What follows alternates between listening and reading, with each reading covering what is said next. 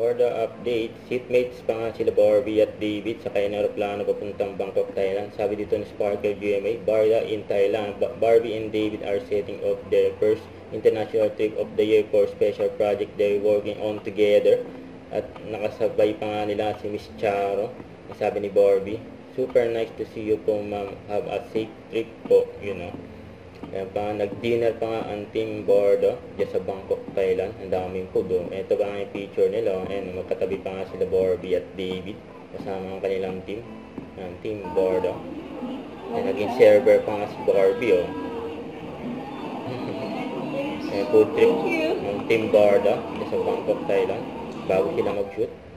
Ayan, namasyal din sila. Ito pa yung IG story ni Miss Isabel with David.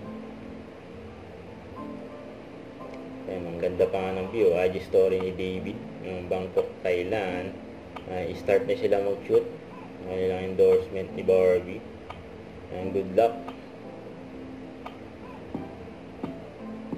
Ayan na sila. Sakay na sila ng service nila. Good morning, Bangkok. Huwag kalimutan mag-subscribe. Click on notification bell for more update. Ito po ang Richard Reaction Vlog. Bye guys. Thank you for watching.